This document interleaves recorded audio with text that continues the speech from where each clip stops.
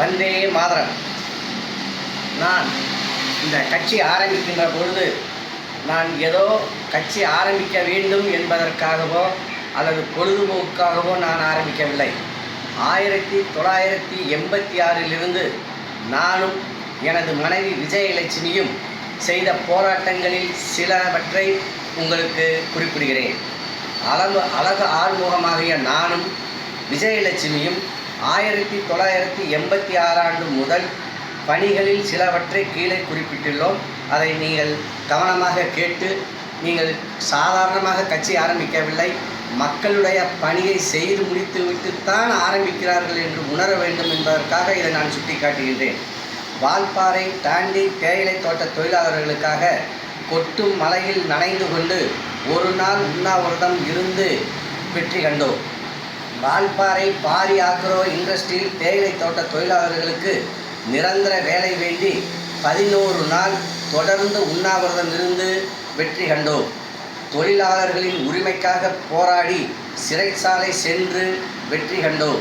ஒரு சமுதாயத்திற்கு அரசு உயர் பதவி தடை செய்யப்பட்ட போது இந்திய அளவில் ஒரு நாள் போராட்டம் நடந்ததில் அதில் ஒரு நாள் சிறை சென்றோம். தொழிலாளர்கள் மற்றும் மக்களுக்காக பல்வேறு போராட்டங்கள் ஆர்ப்பாட்டங்கள் நடத்தி உரிமைகளை பெற்று தந்தோம். தன் மீது என்பதற்காக ஒரு சின்ன விளக்கம் கூறுகிறேன்.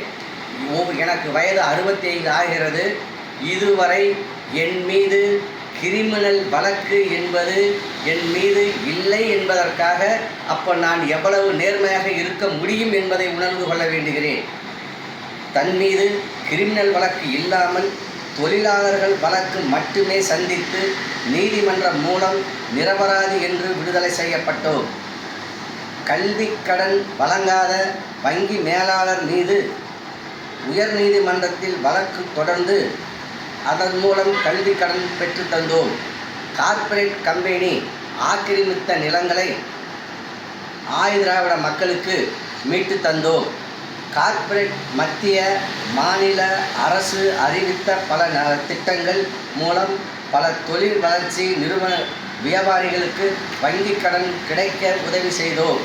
தனியார் நிலத்தை நில ஆக்கிரமிப்பு செய்தவர்களிடமிருந்து சட்ட ரீதியாக நிலங்களை மீட்டு நில உரிமையாளர்களிடம் ஒப்படைக்க பாடுபட்டோம்.